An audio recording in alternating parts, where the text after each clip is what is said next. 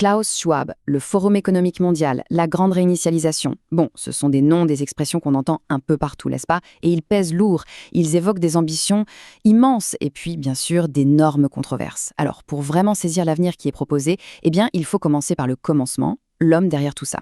Allons voir ensemble ce qui se cache derrière cette vision. Voilà, ça, c'est une déclaration qui donne tout de suite le ton. On est en pleine crise du Covid-19 et Klaus Schwab, lui, il n'appelle pas à faire quelques petits ajustements. Non, non, il parle bien d'une refondation complète. Cette phrase, c'est vraiment la clé pour comprendre l'ampleur de ce qu'il a en tête. Mais avant de décortiquer le projet en lui-même, il faut s'intéresser à son architecte. Qui est vraiment Klaus Schwab et comment a-t-il réussi à bâtir une plateforme aussi influente que le fameux forum de Davos? Alors, comment on en est arrivé là? Le parcours des Schwab, il faut le dire, est assez fulgurant. Tout commence en 1971 avec ce qui était au départ un simple forum pour des managers européens. Mais très très vite, il a l'idée d'y inviter les dirigeants politiques. Et c'est ça qui a tout changé. Davos est devenu une plateforme de dialogue mondial. En 87, hop, changement de nom, le Forum économique mondial est né. Et son influence n'a fait que grandir jusqu'à accueillir des moments vraiment historiques, comme les pourparlers sur la fin de l'apartheid en Afrique du Sud. On parle quand même d'un règne de plus de 50 ans. C'est ce qui a fait de Davos un acteur absolument incontournable. À la base de toute la pensée de Schwab, il y a un diagnostic, un constat sans appel. Pour lui, le système est cassé. Ce capitalisme traditionnel, obsédé par le profit à court terme pour les actionnaires, a tout simplement atteint ses limites. C'est ce modèle qui serait à l'origine de nos crises sociales et environnementales actuelles. Ok, le système est défaillant. Mais alors, quelle est la solution qu'il propose? C'est une idée qu'il défend en fait depuis les années 70, l'idée maîtresse de sa carrière, le concept des parties prenantes. Alors, c'est quoi exactement ce capitalisme des parties prenantes? En fait, l'idée est assez simple à comprendre. Une entreprise n'est pas seulement responsable devant ses investisseurs. Elle a une responsabilité envers tous ceux qui sont affectés par ses activités. Le but n'est donc plus seulement le profit, mais de créer une sorte de prospérité partagée et surtout durable. Quand on les met côte à côte, la différence est fondamentale. D'un côté, on a une vision assez linéaire, centrée uniquement sur le profit financier. De l'autre, c'est une vision à 360 degrés où la performance sociale et environnementale devient aussi cruciale que le bilan comptable. C'est un vrai changement de paradigme. Et c'est précisément là qu'on arrive au cœur du sujet. En 2020, au milieu de la crise mondiale, toutes ces idées sont remises au goût du jour, emballées sous une nouvelle bannière très percutante, la grande réinitialisation. La crise du Covid-19, elle n'a pas été vue comme un simple désastre à surmonter. Non, elle a été présentée comme un véritable catalyseur. Une occasion en or, pour reprendre les mots du prince de Galles.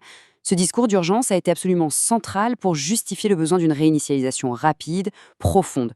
Une fenêtre d'opportunité, nous disait-on, à ne surtout pas manquer. Et le contexte de cette réinitialisation, c'est ce que Schwab appelle la 4e révolution industrielle. Intelligence artificielle, biotechnologie, l'Internet des objets. Pour lui, attention, ce ne sont pas juste de nouveaux outils. Ces technologies sont en train de fusionner nos réalités, de redéfinir ce que ça veut dire être humain.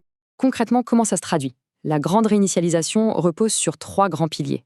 Premièrement, réformer les règles du jeu de l'économie pour plus d'équité. Deuxièmement, orienter massivement l'argent, les investissements, vers des projets verts et durables. Et enfin, troisièmement, utiliser toute la puissance de ces nouvelles technologies pour s'attaquer aux grands défis de l'humanité. Sur le papier, c'est un programme pour le moins ambitieux. Mais, comme on peut s'en douter, cette vision est très loin de faire l'unanimité. Dès son annonce, la grande réinitialisation a déclenché une vague immense de critiques et de méfiance, accusant Schwab et Davos d'avoir des intentions bien différentes. Alors si on regarde la mission officielle du forum, elle est plutôt noble. L'idée, c'est de rassembler les dirigeants du secteur public et du secteur privé pour, je cite, « améliorer l'état du monde ». Le forum se présente comme une plateforme neutre, un lieu de dialogue pour résoudre les problèmes globaux. Sauf que la critique, elle est cinglante. Pour beaucoup de gens, Davos, ce n'est rien d'autre qu'un club très exclusif où une élite mondiale se retrouve pour défendre ses propres intérêts, tout ça sous un vernis de bonnes intentions. L'idée que les acteurs qui ont profité du système actuel soient les mieux placés pour le réformer, pour beaucoup, c'est juste une illusion. Et là, on voit bien que le fossé est immense. C'est presque 2 langues différentes qui sont parlées. D'un côté, le forum parle de relance durable, de l'autre, ses critiques y voient l'émergence d'une société stratifiée selon des critères sanitaires. Le forum met en avant la technologie, les critiques, eux, tirent la sonnette d'alarme sur les risques de surveillance de masse et de dictature numérique. Et le fameux capitalisme des parties prenantes, pour ses détracteurs, c'est juste une façade pour cacher un projet de contrôle technocratique. On a vraiment 2 mondes, 2 interprétations qui s'affrontent. Certains chercheurs ont même donné un nom à cette vision très critique, le restorisme. C'est la crainte d'une société où la santé, qu'elle soit individuelle, institutionnelle ou même planétaire, deviendrait la valeur suprême.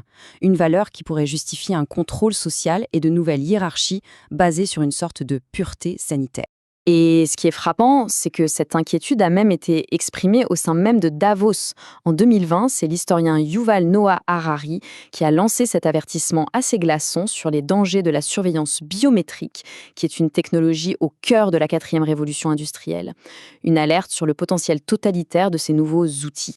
Et c'est dans ce climat pour le moins tendu, entre vision utopique et crainte dystopique, que l'ère de Klaus Schwab à la tête du Forum économique mondial a connu une fin très mouvementée. L'étincelle, ça a été une série d'allégations venues de lanceurs d'alerte anonymes. Et face à la pression, le conseil d'administration du Forum n'a pas eu d'autre choix que de lancer une enquête indépendante sur son fondateur historique. Les conclusions de cette enquête sont nuancées. Officiellement, Schwab est blanchi de tout acte répréhensible majeur. Mais le rapport pointe quand même des irrégularités mineures et reconnaît un certain malaise chez des employés, ce qui pousse le Conseil à promettre des réformes de gouvernance.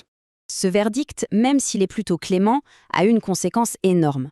Le 21 avril 2025, Klaus Schwab, l'homme qui a incarné Davos pendant plus d'un demi-siècle, a tout simplement présenté sa démission. C'est la fin d'un chapitre, une page qui se tourne pour l'organisation. Alors, la grande question maintenant, c'est, avec le départ de son architecte, que va devenir la grande réinitialisation ? Est-ce que ce projet va disparaître avec lui, ou bien au contraire, est-ce que ces idées sont déjà si profondément ancrées qu'elles continueront à façonner notre avenir, avec ou sans Klaus Schwab ? Le débat, lui, est très loin d'être clos.